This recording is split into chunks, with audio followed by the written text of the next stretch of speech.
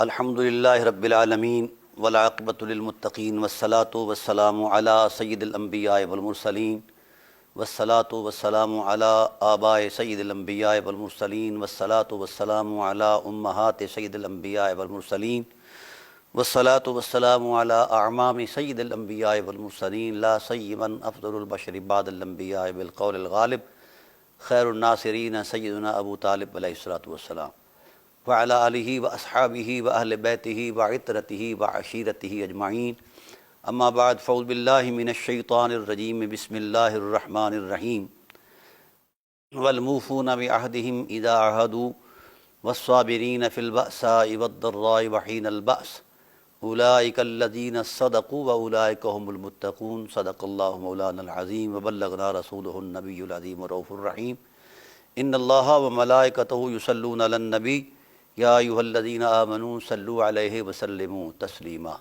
اللہم صل علی سیدنا مولانا محمد وعلی آل سیدنا مولانا محمد کما صلیت علی ابراہیم وعلی آل ابراہیم انک حمید مجید الصلاۃ والسلام علیک یا سیدی یا رسول اللہ وعلی آلک واصحابک یا سیدی یا حبیب اللہ۔ حمد و صلاۃ کے بعد انتہائی واجب القدر حاضرین و ناظرین بحمد اللہ تعالی ہماری سلسلہ وار گفتگو سید بطحہ افضل البشر بعد الانبیاء حضرت ابو طالب علیہ الصلاۃ والسلام کی افضلیت کی قطعیت کی بابت جاری اور ساری ہے، اور آج اس سلسلے کی چوتھی نشست ہے۔ دعا ہے اللہ تعالی حق عرض کرنے کی توفیق نصیب فرمائے، حق سن کے سمجھ کے اس پر عمل کی توفیق رفیق نصیب فرمائے۔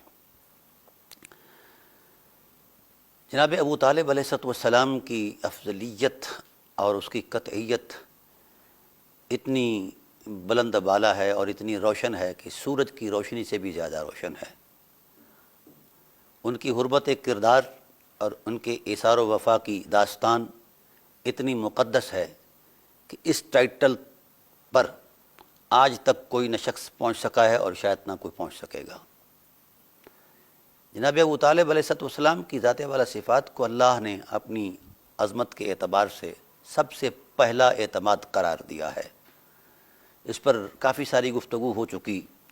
ہماری تیسری نشست کے اندر صرف ان روایات کا جواب تھا جو حضرت ابو طالب علیہ السلام کی بابت تراشی گئی تھیں اور ان کے ساتھ آیات بھی ملائی گئی تھیں، تو الحمدللہ ہم نے اس میں وضاحت دے دی ہے کہ یہ قرآن کریم کی معنوی تحریف ہے اور حضرت رسول خدا صلی اللہ علیہ وآلہ وسلم کے خاندان عظمیٰ کے ساتھ یہ دشمنی اور عصبیت ہے۔ تاہم میرے معاصر محترم مفتی حامد صاحب قادری شاذلی صاحب کی کچھ باتیں جو تھیں وہ یاد دہانی کے طور پر ہم گاہے گاہے یہ گفتگو کرتے رہے ہیں۔ میں نے اپنی کتاب انوار الثقلین علی رد مطلع القمرین، یہ وہ میری کتاب ہے بحمد اللہ تعالی، جس نے افضلیت کا ایک ایسا تصور پیش کیا ہے اللہ تعالیٰ کے فضل و احسان سے کہ اسے اللہ تعالیٰ کے فضل و احسان کی عظمت میں بات کر رہا ہوں کہ قیامت تک اس کا کوئی معارضہ نہیں آ سکتا۔ یہ میرے خیال کی دنیا میں نہیں، قرآن کریم کی روشن آیات کی حرمت میں میں نے بیان کی ہے۔ اس میں نے ایک بات لکھی تھی کہ اہل بیت علیہم السلام کی حرمت میں جتنی بھی آیات آئی ہیں ان آیات کا کل معنی اور مصداق حرمت کردار کی عظمت پر، اخلاق اور ایثار کی حرمت پر صرف اہل بیت علیہم السلام ہی کی ذوات قدسی ہیں، اور کوئی دوسرا شخص اس کا معنی اور مضمون بن ہی نہیں سکتا۔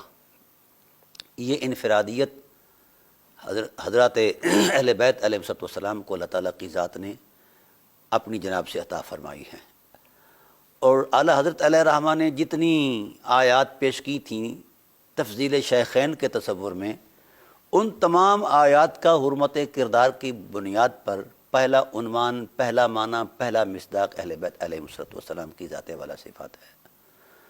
تو قبلہ مفتی صاحب نے یہ بات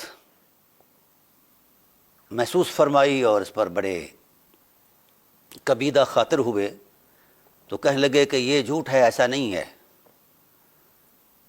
دراصل بات یہ ہے کہ کچھ اصحابہ کرام علیہم رضوان بھی ایسے ہیں جن کی بابت جو آیات آئی ہیں وہ ان میں اہل بیت شامل نہیں۔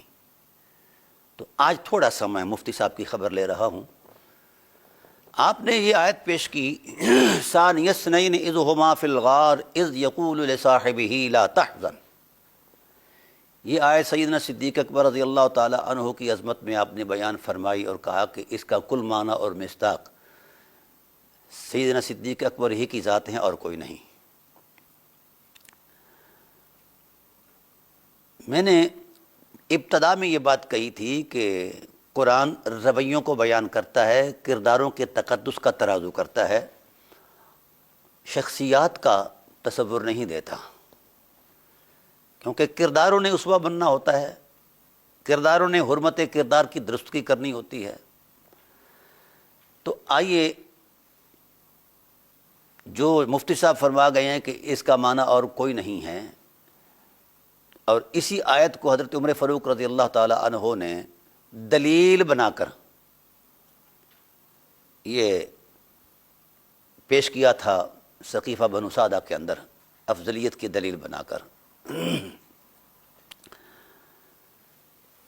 جانے من گزارش یہ ہے کہ مفتی صاحب معذرت چاہتے ہوئے یہ بات عرض کرنا چاہتا ہوں کہ آپ جو بات کہتے ہیں اپنی کتاب کے اندر، آپ کی باتوں میں علمی بصیرت کم ہے، چالاکی زیادہ ہے، شاطرانہ انداز تکلم آپ کا جو ہے وہ زیادہ ہے۔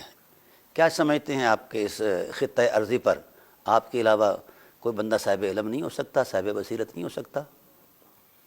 وفوق کل ذی علم علیم کا قرآنی قاعدہ موجود ہے۔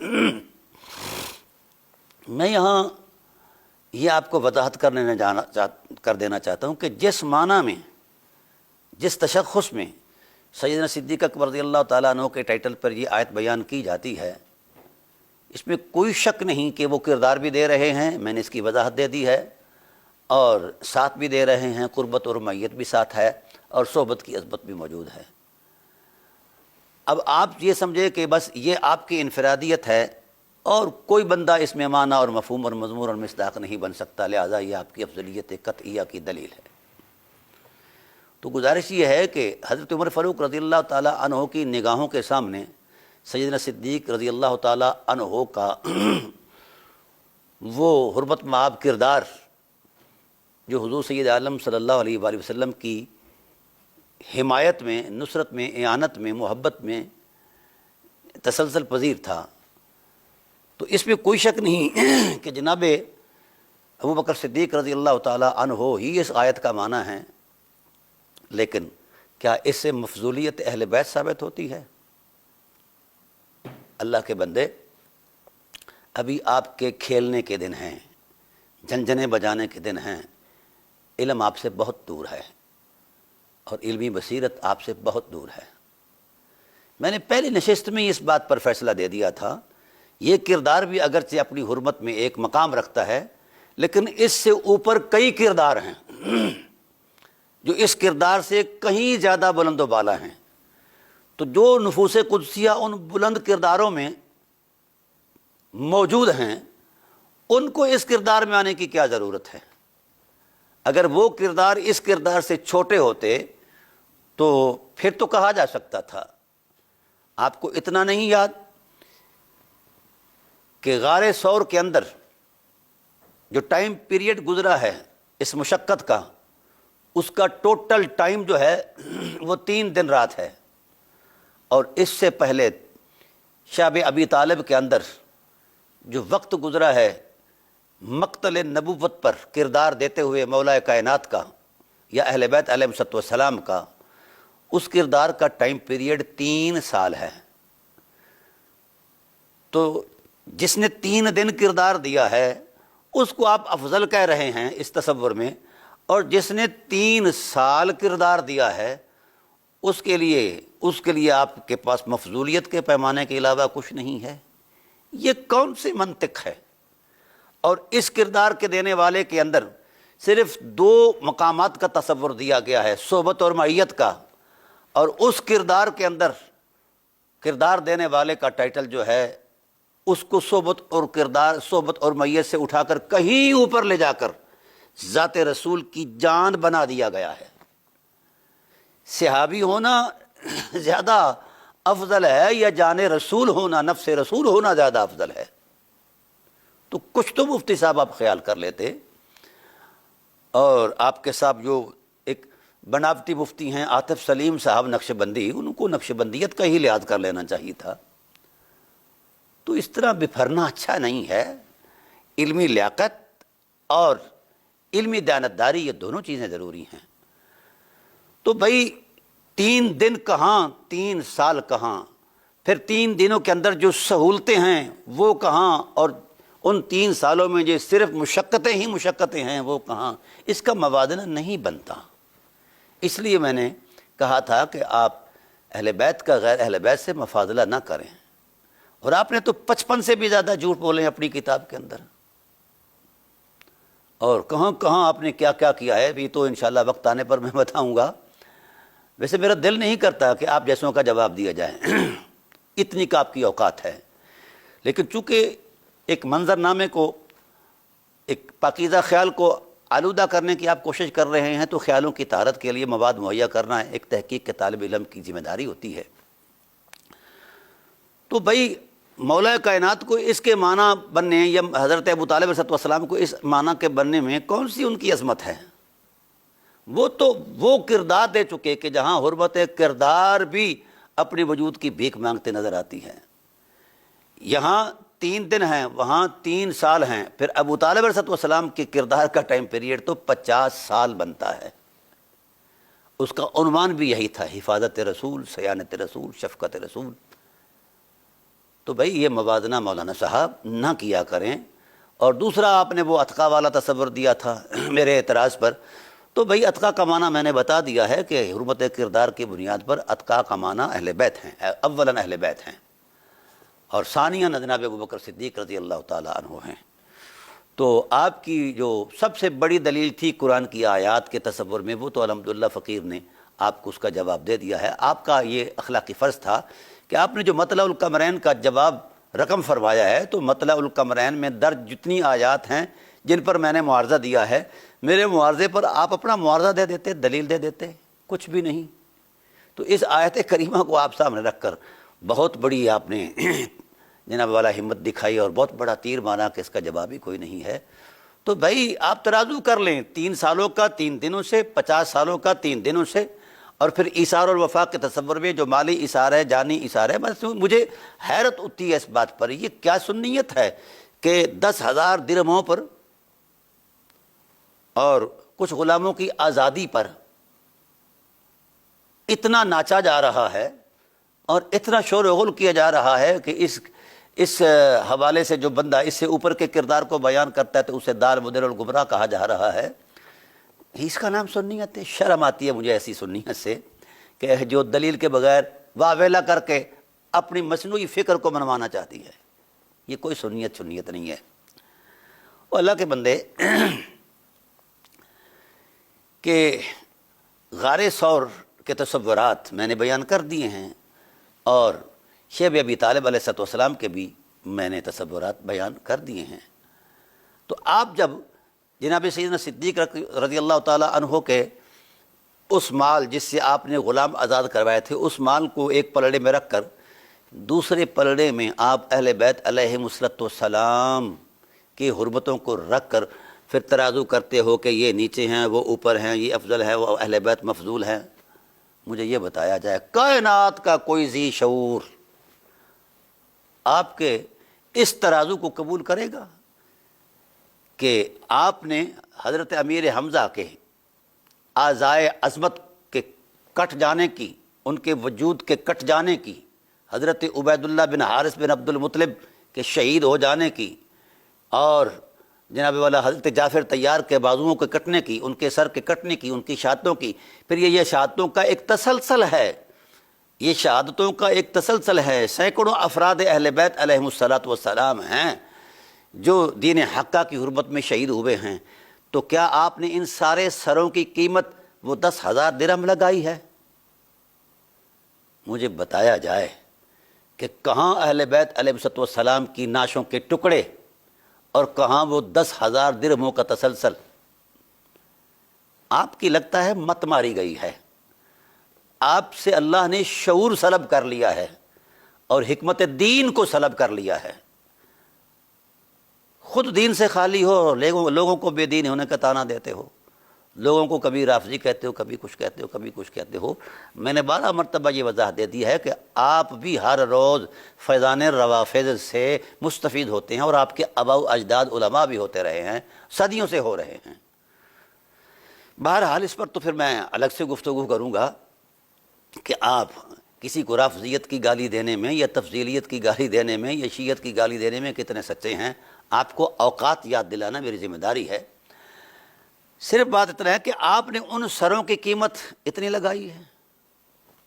آپ کا انصاف، آپ کا ضمیر کہاں اہل بیت علیہ السلام کا سرمایہ جس پر ہندسوں کی تعداد بھی خاموش ہو جاتی ہے، اس کو آپ نے گنا ہی نہیں ہے، اور آپ اتنے وجودوں کو تول رہے ہیں ان چند دراہم کے اندر۔ خدا کا خوف نہیں آیا؟ خدا کا خوف نہیں آیا کہ اس خون کے سمندر کو، جو خون شجر اسلام کی آبیاری کے لیے جناب ابو طالب علیہ السلام نے دیا ہے، اس خون کے سمندر کو آپ وہ چند درہموں میں ترازو کر رہے ہیں؟ اس کا مطلب ہے کہ لگتا ہے کہ آپ کے دین کا مزاج وفا نہیں بلکہ سرمایہ اور پیسہ ہے۔ ہم تو ایسا دین نہیں مانتے، ہم تو اس دین کو مانتے ہیں جس کو قرآن دین کہتا ہے۔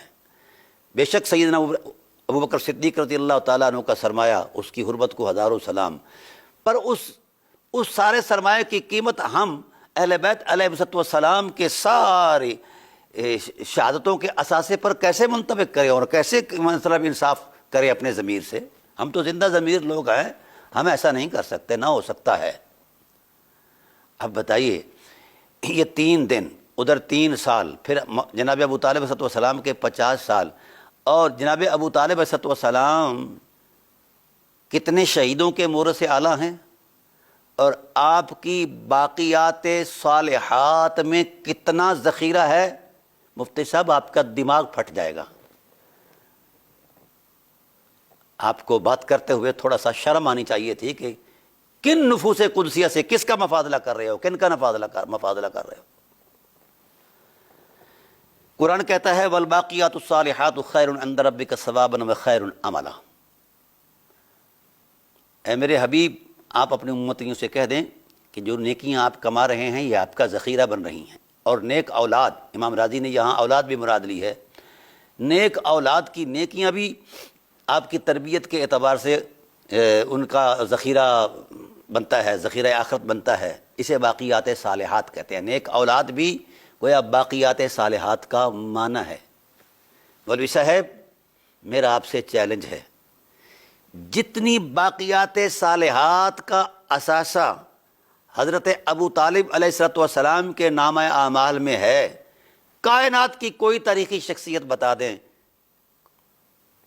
اور بالخصوص شیخین علیہم الرضوان کا تصور دے دیں، کیا ان کی باقیات صالحات میں بھی اتنا سرمایہ ہے، اتنے شہیدوں کا خون ہے، اتنے نازنینوں کے سروں کا نذرانہ ہے، اتنے محجبینوں کے جگروں کے ٹکڑے ہیں، اتنے عظیم الشان وہ نفوس قدسیہ جن پر خدا بھی درود پڑتا ہے، رسول پر بھی واجب ہے کہ ان نفوس قدسیہ پر درود پڑھیں۔ تو اس ٹائٹل کے نفوس قدسیہ نے خدا کی وفا میں اپنی جانوں کا جو نذرانہ پیش کیا ہے، تو کیا خیال ہے شیخین علیہم الرضوان کے ذخیرہ عظمت میں یہ باقیات صالحات کی حرمت موجود ہے؟ تو جب آپ اس کی پرسنٹیج میں یہ چیز بھی پوری نہیں کر سکتے، تو آپ کو کس نے حق دیا ہے کہ جناب ابو طالب علیہ السلام کی ذات والا صفات کا ترازو، توازن، مفاضلہ ان سے کریں جو اپنے اعتبار سے ٹھیک ہے، خدمت گزاری ان کی سبحان اللہ، لیکن ان شہداء یعنی شیب ابی طالب سے لے کر کربلا تک جو شہیدوں کا تسلسل ہے، اس کا موازنہ اور موازنہ اس سے کر رہے ہیں۔ ذرا تھوڑا سا آپ نصاب قائم کر لیتے، میرٹ پر بات کر دیتے تو آپ کو شعور آ جاتا اور آپ کے رویوں میں کچھ نہ کچھ بہتری آ جاتی، لیکن آپ اس سے عاری ہیں۔ آپ کے پاس نہ انصاف ہے اور نہ ہی خیال کے اندر طہارت ہے اور نہ ہی ضمیر میں بیداری ہے۔ کاش آپ اس اثاثے کو یاد رکھ لیتے۔ اور پھر دین کی ساری بنیادوں میں یہ ایک ممتاز بنیاد یہ ہے کہ قرآن بھی کہتا ہے کہ اپنی جان، مال، اولاد سے بڑھ کر جو رسول اللہ صلی اللہ علیہ وسلم سے اور اللہ سے محبت نہیں کرتا اس کا ایمان نہیں ہے۔ تو آپ اس تصور عظمت میں آپ کس ٹائٹل پر یہ بات اور فیصلہ کر سکتے ہیں کہ جن کے ذخیرہ عظمت میں اتنا اثاثہ حرمت ہے، ایثار کا، وفا کا، تقدس کا، اور اتنے سروں کی قربانیاں ہیں، ان کا ترازو آپ ان لوگوں سے کر رہے ہیں جنہوں نے چند درہم دے کر جناب والا وہ ٹائٹل جیتا ہے۔ تو انصاف اس بات کو نہیں قبول کرتا اور نہ قرآن کی آیات اس حقیقت کو قبول کرتی ہیں، اور نہ ہی کوئی مطلب بیدار مغز انسان جو ہے اس حقیقت کو قبول کر سکتا ہے۔ ہر ایک کردار کا اپنا تقدس ہے، ہم مانتے ہیں اس کردار کو، پر جناب ابو طالب علیہ السلام یا اہل بیت علیہ السلام کی کردار کی حرمت کو ہم کس تصور میں ہم چھپائیں گے، کس اعتبار سے ہم اس کو پس منظر میں رکھیں گے؟ کوئی ایسی دلیل مہیا کر دی جائے جس دلیل کے اعتبار سے ہم اس سارے ٹائٹل کو پس منظر میں لے جائیں اور یہ کہیں کہ جناب والا یہ چھوٹے ہیں اور یہ بڑے ہیں۔ کوئی دلیل تو مہیا کر دو۔ میرٹ پر جب فیصلہ کریں گے اور دیانتداری پر جب فیصلہ کریں گے، اخلاقی حرمت پر جب فیصلہ کریں گے، تو پھر آپ کو اندازہ ہو جائے گا کہ حقیقت کیا ہے۔ اور پھر باقیات صالحات کی بات چلی، قرآن کہتا ہے، رسول کہتا ہے کہ جناب والا اس سے یعنی جس نے اولاد، جان، مال سے زیادہ بڑھ کر رسول اللہ صلی اللہ علیہ وسلم سے محبت کی اس کا ایمان ہے۔ تو مجھے بتائیے کہ حضرت ابو طالب علیہ السلام کی ذات والا صفات کی حرمت میں آپ شفقتوں نے گواہی دی، اور یہ پہلا جذبہ ایثار ہے اور جذبہ امتنان ہے، جس نے کہا کہ میں اپنی اولاد کو محمد کے نقوش عظمت پر قربان کرنے کے لیے تیار ہوں، اے اللہ میری اس خواہش کو قبول فرما۔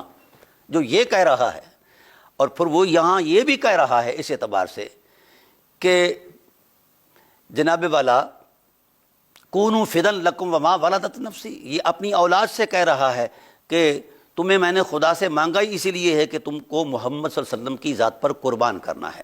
اور پھر اسی اعتبار سے، اس تصور سے آپ کو یہ بتانا چاہتا ہے فقیر کہ جناب والا، جناب ابو طالب علیہ السلام کی ذات والا صفات نے اپنی اولاد سے، اپنی جان سے، اپنی ہر عظمت سے بڑھ کر رسول اللہ صلی اللہ علیہ وسلم سے محبت کی ہے اور عہد وفا نبھایا ہے۔ ایثار اور وفا کی وہ داستان رقم کی ہے کہ خود نفس ایثار بھی جو ہے وہ متبسم ہو جاتا ہے کہ کیا شان ہے اس ذات والا صفات کی، نہ جان کی پرواہ، نہ مال کی پرواہ، نہ اولاد کی پرواہ، ہر شے قربان قربان قربان قربان۔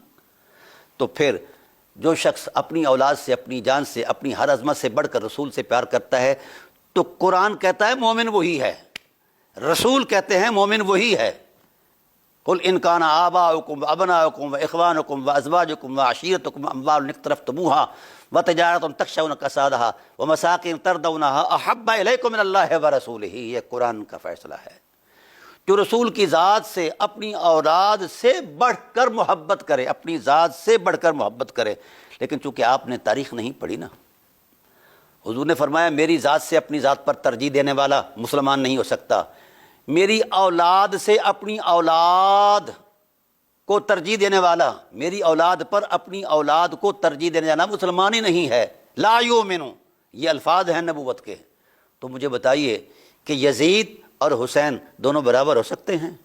جس نے حسین پر یزید کو ترجیح دی ہے، لے آئیے اس حدیث کے مد مقابل اس کی ایمان پر تو کم بات کیجیے نا جی، پتہ چلے۔ تو ابو طالب علیہ السلام کی ذات نے کھلے لفظوں میں اپنے کلام میں بھی فرمایا ان الامین محمدا فی قومہ اندی یفوق منازل الاولاد، میں اولاد سے بھی کہیں درجے زیادہ اپنے محمد صلی اللہ علیہ وسلم سے پیار کرتا ہوں۔ تو بھائی جس شخص نے اس حد تک پیار کیا کہ حرمت پیار جو ہے، حرمت ایثار الوفا جو ہے، وہ بھی وجد کنا ہو گئی اس تصور عظمت سے جو حضرت ابو طالب علیہ السلام کی ذات والا صفات نے پیش کیا ہے۔ تو پھر ان کے مد مقابل آپ کون سی شخصیت لے آؤ گے؟ کس اعتبار سے لے آؤ گے؟ خدا کا خوف کرو۔ اور یعنی باقیات صالحات کا تصور تھا، تو جو اولاد سے بھی بڑھ کر رسول کی ذات سے پیار کرتا ہے تو وہ ہے بھی رسول کا باپ، چاچا ہے، اور چاچے کو آپ بھی باپ کہہ لیتے ہیں۔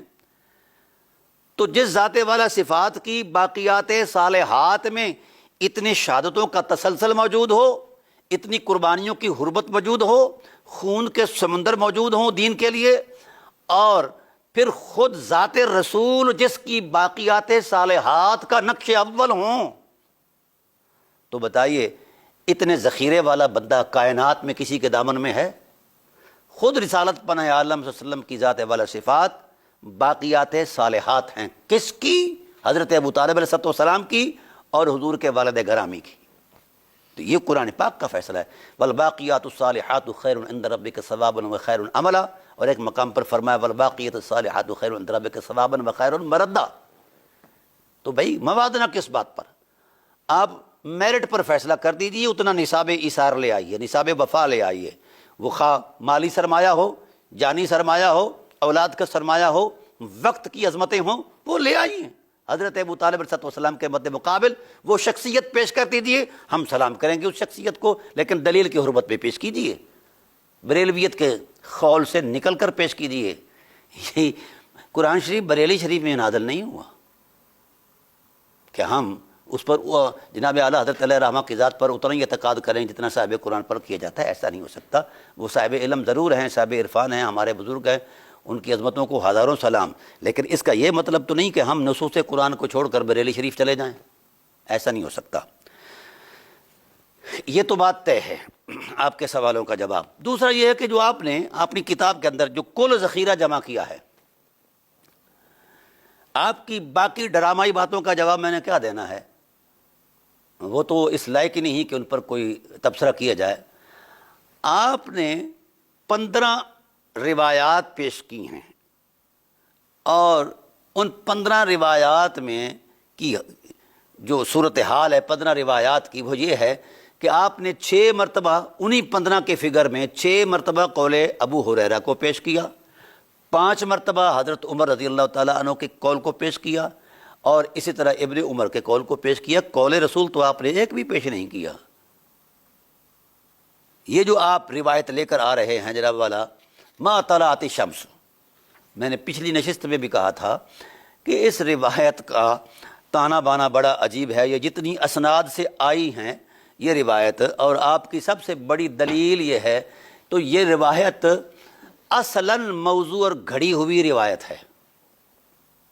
اس پر دلائل دیے گئے ہیں، آپ کو میں نے پہلے بھی یہ کتاب دکھائی تھی، یہ کتاب جتنے بھی طرق سے آئی ہیں، اور حیرت اس بات پر ہے کہ آپ نے اپنی کتاب کے اندر خود اعتراف فرمایا ہے کہ یہ روایت منکر ہے۔ یہ آپ کی کتاب کے اندر یہ چیزیں آپ کا یہ صفحہ بتا رہا ہے، 444 صفحہ، یہ بہرحال آپ نے خود لکھا ہے کہ یہ روایت منکر ہے۔ جب امام ذہبی علیہ الرحمہ نے اسے کہا ہما روایتان واہیان، یہ واہی روایت ہے، بےہودہ ہے، اور آپ نے ان کے تعاقب میں حضرت ابن حجر عسقلانی کی بات کو بیان کر کے کہا کہ یہ منکر ہے۔ بھائی منکر روایت سے بھی آپ افضلیت سیدنا صدیق اکبر کی قطعیت کا منظرنامہ پیش کر رہے ہیں۔ آپ کا دماغ کہیں چلا گیا تھا؟ خیال نہیں رہا کہ قطعی حکم کے لیے دلیل قطعی کی ضرورت ہے؟ تو آپ دلیل قطعی پیش کریں۔ آپ کی کوئی دلیل قطعی تو دور کی بات ہے، ان کے اندر تو ضنی حیثیت بھی نہیں ہے، ساری ضعیف روایات، اور اس محل سے متعلق ہی نہیں ہیں، مفاضلے سے متعلق ہی نہیں ہیں۔ بار بار آپ ان اقوال کو پیش کرتے ہیں۔ جب میں نے یعنی تینوں اقوال، ابن عمر رضی اللہ عنہما، ابو ہریرہ رضی اللہ عنہ، اور جناب والا اکا دکا اور صحابہ کے جو اقوال ہیں جو آپ نے اس ٹائٹل پر پیش کیے ہیں، ان پر معارضہ دیا کہ حضرت عبداللہ ابن مسعود رضی اللہ تعالیٰ عنہ جو ہیں اپنی علمی بصیرت کے ساتھ ساتھ انہوں نے یہ بھی فیصلہ فرمایا کننا نتحدث، ہم یہ کہا کرتے تھے، ہمارے گفتگو کا یہ ہمارا طرز تکلم تھا، ہماری عادت تھی، ہماری سوچ تھی، عقیدہ تھا، اور ہمارا یہ معمول تھا کہ ہم علی المرتضیٰ سے کسی کو افضل نہیں سمجھتے تھے۔ تو آپ نے ایک شرارت فرمائی یہاں، آپ کہتے ہیں کہ جناب والا یہ ان کا عقیدہ نہیں تھا۔ دلیل کیا دی کہ حضرت عمر فاروق رضی اللہ تعالی عنہ کے وصال کے بعد حضرت عثمان غنی کو جب منتخب کیا گیا تو جناب نے فرمایا ہم سے جو بہتر ہے ہم اس کو اپنا امیر مانتے ہیں۔ سبحان اللہ! بھئی یہ فرط جذبات ہیں، اس میں معمول بھی نہیں، تسلسل بھی نہیں، اور کنّا نتحدث کی جو لفظی دلالت ہے، استمرار ہے، تسلسل ہے، وہ شاید آپ کو نظر نہیں آیا۔ آپ اتنے بے وقوف نہ بنیں اور نہ کسی کو بنائیں۔ تو یہ عقیدے میں تسلسل ہوتا ہے، استمرار ہوتا ہے، یہ نہیں کہ عقیدہ ایک جذباتی لفظ پر ٹوٹ جائے، ایسا نہیں ہے، ایسا نہیں ہے۔ تو فرط جذبات کہاں، زندگی کا تسلسل کہاں، آپ اس کو عقیدہ بنا رہے ہیں فرط جذبات کو۔ اللہ کے بندے کچھ تو سیاح بنو، اور اگر آپ کو اس انداز کا شعور نہیں ہے تو کسی صاحب شعور کے ساتھ جا کر یہ تبادلہ خیال کر لیا کرو۔ قرآن بھی کہتا ہے فاسألوا اہل الذکر ان کنتم لا تعلمون، اہل ذکر سے پوچھو اگر تم یہ جانتے ہو تو۔ تو آپ کی کوئی بھی دلیل ایسی نہیں جس کو دلیل کہا جائے۔ یہ ساری روایتیں یہ انتہائی ضعیف، اضعاف، اب ان پر میں کیا تبصرہ کروں یا کیا بات بیان کروں؟ اور ان دلائل کو آپ اگر اتھینٹک سمجھتے ہیں تو یہ سارے دلائل قرآن کی نصوص کے خلاف ہیں۔ کسی دلیل میں اتنا دمخم نہیں کہ قرآن کی نص قطعی کا معارضہ کر سکے۔ میں نے پہلے پروگراموں کے اندر، نشستوں کے اندر جو ہے جناب ابو طالب علیہ السلام کی افضلیت کی قطعیت پر دلیل دی ہے۔ یہ کائنات کی کوئی طاقت اس دلیل کا معارضہ نہیں کر سکتی، نہ کسی کے دم خم میں ہے۔ ارے ہمت ہے تو آئے جواب دیں اس پر۔ تو آپ کے ان فرسودہ خیالات کو کون مانے؟ اور آپ نے ان یعنی ضعیف ترین اور پھر ان میں زیادہ جو چیزیں ہیں وہ موضوع اور گھڑی ہوئی ہیں، ان کو لا کر قرآن کے سامنے کھڑا کر دیا ہے۔ خدا کا خوف کرو مفتی صاحب، مجھے پتہ ہے کہ آپ کو پش کرنے والے کچھ اور ہیں، سرمایہ دینے والے کچھ اور ہیں، فلاں فلاں، وہ آپ لیتے رہیں، آپ کا حق ہے، کیونکہ یہ لوگ ویسے سرمایہ نہیں دیتے، ایسی باتوں میں دے دیتے ہیں، تو لے ضرور، کوئی مسئلہ نہیں ہے۔ کم از کم بات تو انصاف کی کریں۔ پھر دلیل آپ نے ان کو پھر قطعیت کا ٹائٹل دے دیا ہے، یہ جی سارے یہ ضعیف اقوال ملا کے یہ اب یہ قطعی ہو گئے۔ یہ کون سا قانون ہے؟ یہ کون سی مطلب اصولی بات ہے؟ تو لہذا آپ کے تینوں قائم کردہ اعتبارات فرسودہ ہیں اس ٹائٹل پر، اور کائنات کی کوئی طاقت پوری امت بریلویت کو فقیر چیلنج کرتا ہے کہ حضرت ابو طالب علیہ السلام کی حرمت کردار کے سامنے اس انداز کا کردار پیش کر کے اس کردار کو مفضول قرار دیں دیں دلیل سے، اور دوسرے لوگوں کے خاص کر شیخین کے کردار کو افضل قرار دے دیں، لائیں میدان میں آئیں۔ بار بار فقیر چیلنج کرتا ہے، صرف آپ کو نہیں، پوری امت بریلویت بر صغیر کی ہو یا جہاں کہیں بھی ہو، آئیں حضرت ابو طالب علیہ السلام کے ایثار کو بھی سامنے رکھیں، حرمت کردار کو بھی سامنے رکھیں، اور شیخین کے کردار کو بھی سامنے رکھیں، پرسنٹیج کر لیں۔ میں نے تو پہلے پروگراموں کے اندر 3% کا ایک ٹائٹل دیا تھا، تو آپ چلو 2% ہی لے آئیں۔ وہ خدا خوف کرو یار، کہاں ابو طالب علیہ السلام کا وقار، اور کہاں ان کی شخصی حمیت، کہاں ان کا کردار، کہاں ان کا ایثار، اور کہاں یہ 10,000 درہم آپ ان درہموں میں ترازو کر رہے ہیں۔ اور پھر یہ جو طلعت الشمس والی روایت ہے، اس کا موضوع ہونا الگ بات ہے، مضمون ہی نہیں مانتا۔ یہ تو ایک تنبیہ پر حضور نبی کریم صلی اللہ علیہ وسلم نے ایک صحابی کو فرمایا تھا، اگر اس کا ثبوت ملتا ہے تو پہلے آپ اپنی پیش کردہ روایتوں کی سند میں وثوق تو پیدا کریں، اور اس کے اندر جو وثاقت ہے وہ پیدا کریں، اس کے اندر وہ حمیت پیدا کریں کہ ہم اس پر اعتماد کریں نظری اعتبار سے۔ تو پہلے ان سندوں کی صحت پر دلائل مہیا کریں، کم از کم ان کو اخبار احاد ہی کا تک لے جائیں، نہیں جائیں گے یہ۔ تو انشاءاللہ اس پر تو پھر میں تفصیلی گفتگو کروں گا، آپ کی ہر روایت کو ہدف بنا کر گفتگو کروں گا کہ آپ یہ کہاں سے تراشی گئی، اس کا پس منظر کیا ہے، اس کی حقیقت کیا ہے۔ تو اقوال صحابہ، 2-4 صحابہ کے ان اقوال کو آپ نے اٹھا کر قرآن کی آیت سے بڑھا دیا ہے، کہاں کلام الہی، کہاں یہ صحابہ کے فرط جذبات۔ تو آپ کی اس بات کو کون مانے؟ اس لیے دوسری بات، یہ بات سماعت فرما لیں میرے عزیز، میرے بھائی، میری جان، آپ نے ابو طالب علیہ السلام کو پڑھا ہی نہیں ہے۔ آپ نے ملائیت پڑھی ہے، دین نہیں پڑھا. آپ نے مذہبی مخمصے پڑھے ہیں، دلائل نہیں پڑھے. اگر آپ دلائل پڑھتے، قرآن پڑھتے تو کبھی بھی یہ جوڑ توڑ نہ کرتے. میں ایک بات کیٹاگوریکل کہہ رہا ہوں، اللہ کے فضل و احسان سے، نبی کریم صلی اللہ علیہ وسلم کی رحمت سے، جناب ابو طالب علیہ السلام کی برکت سے، حضور کے والدین کی شفقت سے یہ بات کہہ رہا ہوں. آپ کے جتنے بنیادی عقائد اسلامیہ ہیں، مثلا توحید باری تعالیٰ، اس کے دلائل، رسالت، آخرت، کتاب الہی کی حرمت اور اعلیٰ اخلاق، یہ 5 عنوانات تھے جن پر یہ نازل ہوا ہے قرآن مکے کے اندر. شریعت تو ساری مدینے میں نازل ہوئی ہے. تو ان تمام 5 عنوانات کا پہلا بیان کرنے والا قرآن سے بھی بعض عقائد ایسے ہیں، قرآن سے بھی بعض عقائد ایسے ہیں کہ ابو طالب علیہ السلام نے ان عقائد کو ایک مسلمہ حیثیت میں بیان فرمایا، اس کی تبلیغ فرمائی ہے. سب سے پہلے انہوں نے توحید باری تعالیٰ کے بارے میں اہل مکہ کو مخاطب ہو کر کہا، ملیک الناس لیس لہ شریک هو الوہاب والمبدئ والمعید. جب اہل مکہ کو دیکھا کہ یہ بتوں کی پوجا کر رہے ہیں اور آپ علیہ الصلوۃ والسلام کی ذات مکہ میں کعبہ میں آئے کہ بت پرستوں کے سامنے یہ بت پرست جو ہے وہ بتوں کے سامنے یہ جھکے ہوئے تھے، تو آپ نے فرمایا حیا کرو، یہ مٹی کے پتلے ہیں، ان کو پوجتے ہو. لولا ردن لات لا نمطروا، یہ کیا بک بک کر رہے ہو کہ اگر لات راضی نہ ہوئی تو ہمیں بارش نہیں ملے گی، آؤ ہم بارش لے آتے ہیں، ہمارے پاس آؤ. سرکار دو عالم صلی اللہ علیہ وآلہ وسلم کو لے کر کعبہ کے ساتھ لگایا اور بارش چھم چھم برسی. وہاں آپ نے فرط جذبات میں کہا، وَبْيَدَّ يُسْتَسْقَى الْغَمَامُ بِوَجْهِهِ ثِمَارُ الْيَتَامَى عِصْبَةٌ لِلْأَرَامِلِ. کہ محبوب تیرے حسن کی رعنائی کو بادل جو ہے یہ بھی برداشت نہ کر پائے، سینہ کھول دیا ہے، چھم چھم بارش برسی. اور آپ وہ ذات ہیں. اسی وقت فرمایا کہ آپ یتیموں کے آسرا ہیں، بیواؤں کے نواں ہیں. مجھے بتائیے یہ کون سی وحی ہے ابو طالب کے پاس جو نبوت کا مستقبل متعین کر رہی ہے؟ اس ابو طالب پر آپ لوگوں کا مفاضلہ کرتے ہو، خدا کا خوف نہیں آتا. اور پھر آپ نے اہل مکہ سے کہا کہ ملیک الناس لیس، انہوں نے کہا کہ اے ابو طالب اگر ہم لات عزات منات کو نہ مانیں تو خدا کس کو مانیں؟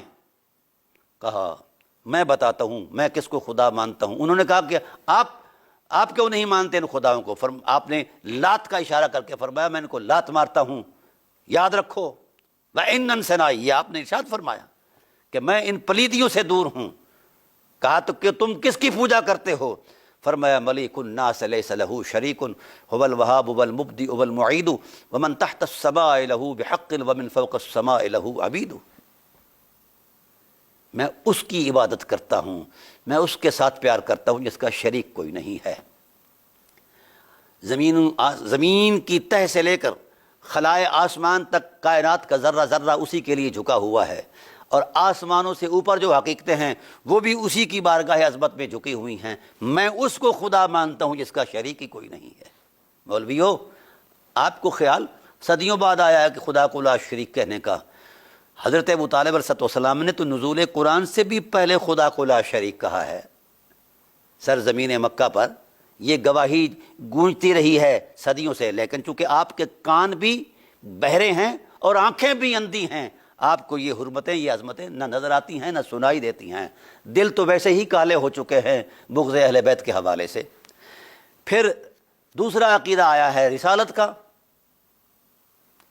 تو یہ رسالت کے بارے میں تو جناب رسالت پناہ عالم صلی اللہ علیہ وسلم کو شیر خارگی کے عالم میں جناب لوریاں دیتے ہوئے جناب ابو طالب علیہ السلام یوں لوری دیتے، انت النبی محمد قرب نغر مسود لمسودین اکارم تابو وطاب المولد نعم العرومت اصلها وامر الخدم الاوحد. یہ لوریاں دیتے ہوئے کہتے ہیں. اور پھر بڑی بات عرض کر دوں جناب والا، ابو طالب کو کیا سمجھتے ہو کہ وہ خیالوں پر مبنی کو تصور حقیقت ہے؟ نہیں. حضرت ابو طالب علیہ السلام کی ذات والا صفات نے وہ نقوش قائم کیے ہیں عظمتوں کے، محبتوں کے اور حرمتوں کے کہ عقل دنگ ہے. وہ تیسرا عقیدہ تھا، دوسرا عقیدہ تھا رسالت کا. تو آپ سے فرمایا انت الرسول، اے محمد صلی اللہ علیہ وسلم، یہ بک بک کرتے رہیں کفار، آپ کو نہیں نہ مانتے رسول، میرا یقین کہتا ہے انت الرسول رسول اللہ نعلمہ نزل الکتاب ذو العزت الکتبی، آپ صرف رسول نہیں، رسولوں کو بھی تاجدار ہیں۔ اور پھر آپ نے یہاں فرمایا من عنا الرسول الملیکی تلألأ ببید اللمع البروکی ازب و احمى رسول الملیکی حمایت حارن علیہ شفیقی، جو رسالت کی ترجمانی کر رہا ہے کفار کی صفوں میں کھڑے ہو کر، جو غرا رہا ہے، اس کے بارے میں کہتے ہو کہ اس کا رسالت پر یقین نہیں تھا۔ کیا کہتا ہے وہ شخص؟ قد اتاکم من الملیک رسول فاقبلوا بصالح الاعمال فاقبلوا محمدا فان من اللہ رداء علیہ غیر مزالی۔ ہو لوگو، اللہ کی بارگاہ سے یہ سچا رسول آیا ہے اور اس کے صالح اعمال کی اقتداء کرو، محمد کو دل سے قبول کرو۔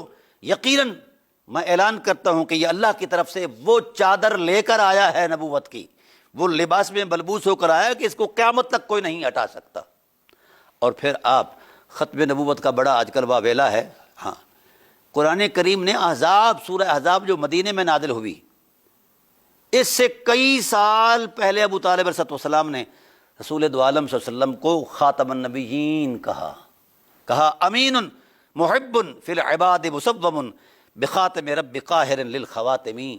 اے محمد، تو صرف رسول نہیں، تو خاتم النبیین کا تاج پہن کر آیا ہے، تو خاتم النبی، یعنی ختم نبوت کا قرآن سے بھی پہلے جس ذات والا صفات نے عقیدہ دیا ہے اسے ابو طالب علیہ السلام کہتے ہیں۔ مولوی صاحب، کیا یہ حقائق نظر نہیں آتے؟ یہ شرافتیں، اور پھر اس کے بعد قرآن کی گواہی ہے۔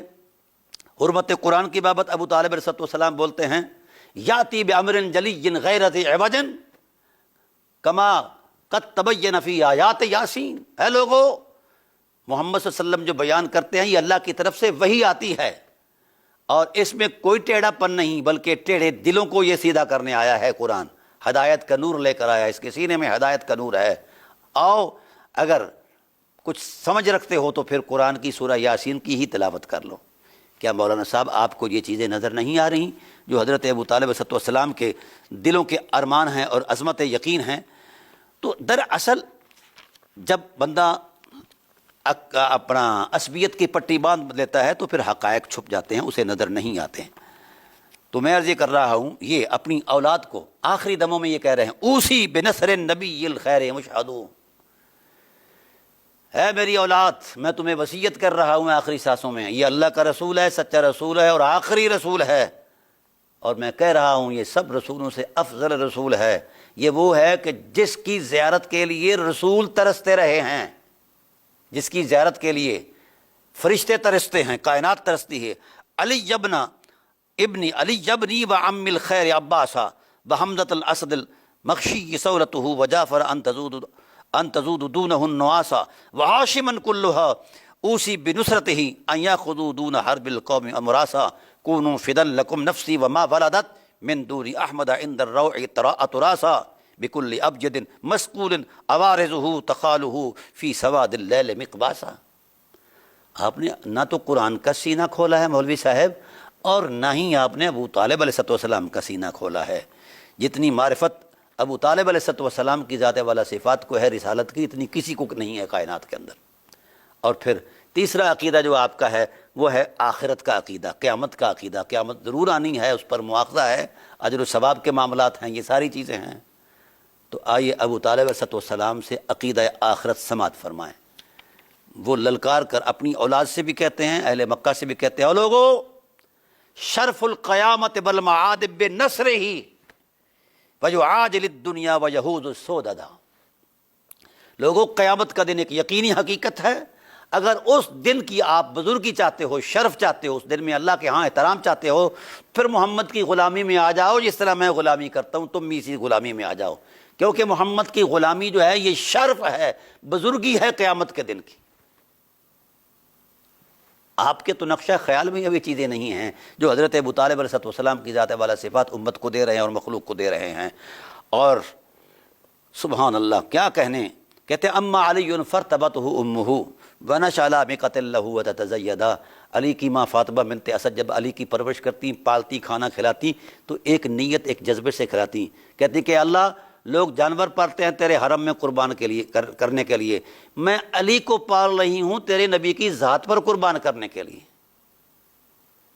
یہ ہیں ابو طالب اور ان کی زوجہ رحمت حضرت فاطمہ بنت اسد، اور کہتے کیا ہیں؟ رسول دو عالم کو ہاتھوں میں اٹھایا ہوا ہے، وہ کہتے ہیں وَخَلَائِقًا شَرُفَتْ بِمَجْدِ نِسَابِهِ، اے لوگو یہ وہ محمد ہیں کہ پوری مخلوق خدا ان کے نصاب رحمت سے شرافت پاتی ہے۔ جو ان کا نصاب رحمت ہے قرآن ہے، ان کی سیرت ہے، ان کی اخلاق کی حرمت ہے، ان کی وجاہت نبوت ہے، ان سے پوری مخلوق ان کی محتاج ہے، اور ان کے شرف سے یعنی ان کی خدمت اور ان کی غلامی اور ان کے نام سے شرف پاتی ہے۔ اور محمد کریم صلی اللہ علیہ وسلم کا خزانہ رحمت کتنا وسیع ہے، خانہ کرم کتنا وسیع ہے۔ فرمایا یکفیک منہ الیوم ما ترجو غدا۔ ہو مولویو، تمہیں تو عقیدے ہی سنیوں والے ابو طالب علیہ السلام نے دیے ہیں۔ کون سی سنیت ہے جس کو تم ڈبلوں میں رکھ کر چھڑکاتے پھرتے ہو؟ سنیت یہ ہے۔ تمہیں کون مانتا ہے سنی؟ یہ سنیت ہے۔ وہ کہتے ہیں کہ پوری مخلوق کا شرف جو ہے محمد صلی اللہ علیہ وسلم کے نصاب کی بزرگی کی وسیلے سے ہے۔ وسیلے کا تصور یہ ابو طالب علیہ السلام نے دیا ہے۔ تم اب پیدا ہوئے ہو، چھن چھن کرتے پھرتے ہو۔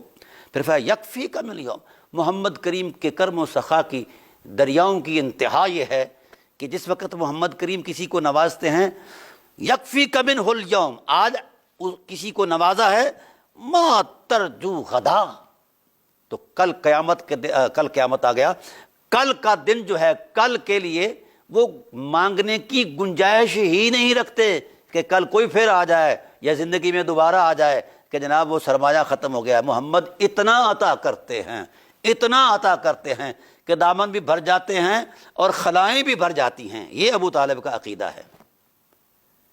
تم ابو طالب کے عقیدے پر باتیں کرتے ہو؟ کہاں تمہاری فرسودہ فکر اور کہاں حرمت ابو طالب علیہ السلام کا شرف اور مقام؟ اللہ اکبر۔ وخلائقا شرفت بمجد نصابہ یکفیک منہ الیوم ما ترجو غدا۔ محمد اتنا دیتے ہیں، یہ حدیثوں کے اندر بھی آیا ہے کہ محمد اتنا دیتے ہیں کہ پھر مانگنے کی گنجائش ہی نہیں رہتی۔ یہ عقیدہ حضرت ابو طالب علیہ السلام دے رہے ہیں۔ اور پھر میں عرض یہ کرنا چاہتا ہوں دوستان محترم، باتیں کرنا، تقریریں کرنا آسان ہے، اور میدان میں کھڑے ہو کر عہد وفا نبھانا آسان نہیں ہے۔ فرمایا وَيَنْصُرُهُ اللَّهُ وَرَبُّهُ بِأَهْلِ الْعُقَيْرِ أَوْ بِسُكَّانِ يُسْرَبِهِ۔ یا لوگو، محمد کریم صلی اللہ علیہ وسلم کے ارد گرد تم مکھیوں کی طرح بن بناتے ہو اور ان کے لیے تم راستے اور واسطے تنگ کر رہے ہو۔ یاد رکھو، اللہ جو لا شریک ہے وہ محمد کا ناصر ہے، اور وہ محمد کا رب ہے، اور اس کے دین کا جو جغرافیہ ہے اکیر سے لے کر یثرب تک پہنچ جائے گا، ساری دنیا اس کے دین سے منور ہو جائے گی۔ یہ ابو طالب علیہ السلام کے خیالات ہیں۔ اور پھر کہا کہ تم اس کو روکتے ہو، جس طرح حضرت ابوبکر صدیق رضی اللہ تعالیٰ عنہ کی ذات والا صفات نے یہ بات کہی تھی کہ اتقتلون رجلا ان یقول ربی اللہ، جب ولید بن عقبہ بن معید نے حضور صلی اللہ علیہ وسلم کے گلے میں وہ ڈالا تھا رومال وغیرہ اور اسے مروڑا تھا، تو وہ چھڑاتے ہوئے حضرت ابوبکر صدیق رضی اللہ تعالیٰ عنہ کہا اتقتلون رجلا، تم ایسے بندے کو قتل کرتے ہو جو کہتا ہے میرا رب اللہ ہے؟ یہ تو اب کی بات ہے، اس سے پہلے جو حملے ہوئے تھے تو جناب ابو طالب علیہ السلام دفاع کرتے ہوئے کہتے ہیں وَمَا ذَنْبُ الَّذِي مَنْ يَدْعُو إِلَى اللَّهِ وَحْدَهُ وَدِينٍ قَدِيمٍ أَهْلُهُ غَيْرُ خُيَّبٍ۔ محمد صلی اللہ علیہ وسلم کا یہ گناہ ہے کہ وہ کہتا ہے کہ اللہ وحدہ لا شریک ہے۔ ظالموں، یہ اس کا نقش، اس کا فرط جذبات کا خیال نہیں ہے، بلکہ یہ دین قدیم ہے۔ آدم بھی اسی دین کے لیے آئے، نوح بھی اسی دین کے لیے آیا، سارے انبیاء اس دین کے لیے آئے، یہ سچے دین کا داعی ہے۔ یہ ہیں ابو طالب علیہ السلام جو نبوت کی جناب اللہ ترجمانی کر رہے ہیں۔ فرمایا وما ظلم من یدعو الی البر والتقی، یہ کیا ظلم کی بات ہے کہ تم اس کو پکڑتے ہو، ستاتے ہو جو نیکی اور تقوی کی جناب اللہ دعوت دیتا ہے اور تمہارے تن اور من کو پاک کرتا ہے۔ ورا السعی فی یوم لا حین مشابہ، یہ ہے وہ حقیقت۔ فرمایا محلہ منہا کفرہم و عقوقہم وما نقبوا من صادق القول منجبی، محمد نجات دہندہ ہے پوری انسانیت کا۔ آؤ یہ صادق القول بھی ہے، اور اس کے نور کی رانا حسن کی فطرت سے، لطافت سے پوری کائنات کے کفر کا خاتمہ کر دیا گیا ہے۔ اللہ تعالیٰ کی ذات نے کفر کے اندھیرے کو مٹا دیا ہے۔ یہ ہیں ابو طالب علیہ السلام کی ذات والا صفات۔ اور پھر عجیب تر بات یہ ہے کہ حضرت ابو طالب علیہ السلام کی ذات والا صفات جس وقت رسالت پناہ عالم صلی اللہ علیہ وآلہ وسلم کا چہرہ تکتے اور پھر اپنے معاملات کو دیکھتے، اپنی اس ڈیوٹی کو دیکھتے، تو کہتے وما ذاک الا سؤدد خصنا، اے لوگوں محمد صلی اللہ علیہ وسلم کی جو غلامی ہے جس کے لیے اللہ نے ہمیں مخصوص کر دیا ہے، وما ذاک الا سؤدد، یہ صرف غلامی نہیں، یہ کائنات کی تاجداری ہے۔ حضور جس طرح اعلیٰ حضرت فرماتے ہیں کہ سر پہ رکھنے کو مل جائیں نال پاک حضور تو پھر کہیں گے کہ ہاں تاجدار ہم بھی ہیں۔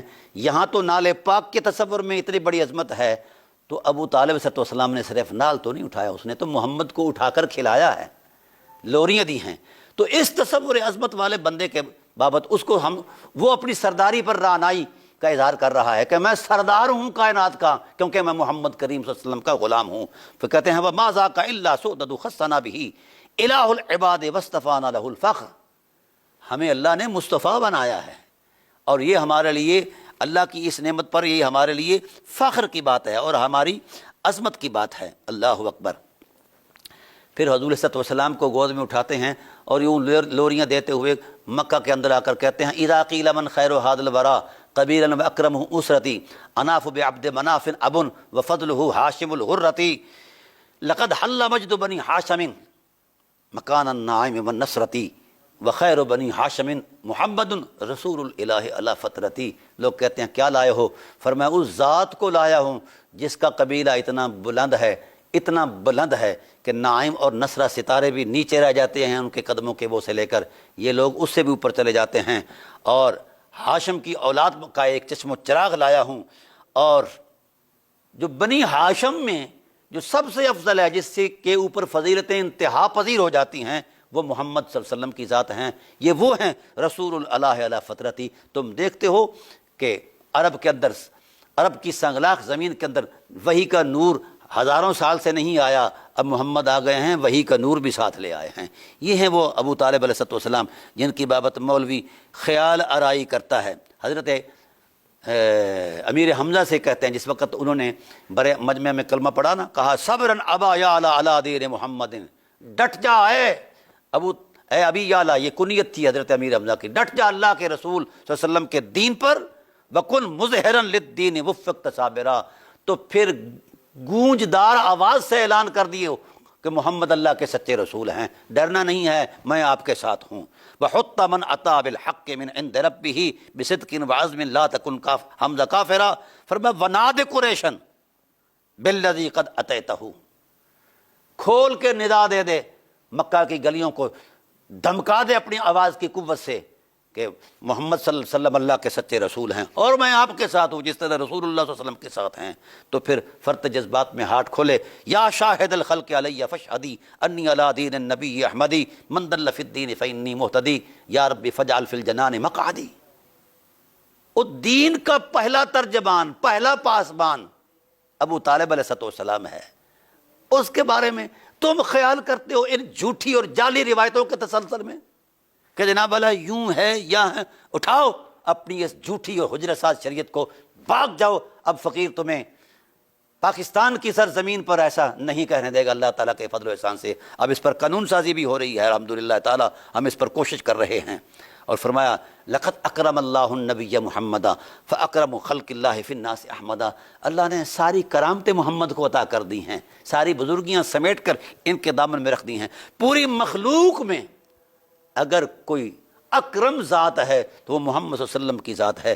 اور کتنا اکرم ہے، وشق لہ من اسمہ لیجلہ، اس نے جس طرح اپنے نور کے فیضان سے وجود محمد کو وجود بخشا ہے، ایسے ہی اس نے اپنا ہی نام عطا کر دیا، اپنے نام سے مشتق کیا ہے محمد کا اسم جو ہے۔ فضل العرش محمود وہذا محمد، اللہ صاحب عرش محمود ہے اور یہ وہ محمد ہیں جن کی بار بار تعریف کی جاتی ہے۔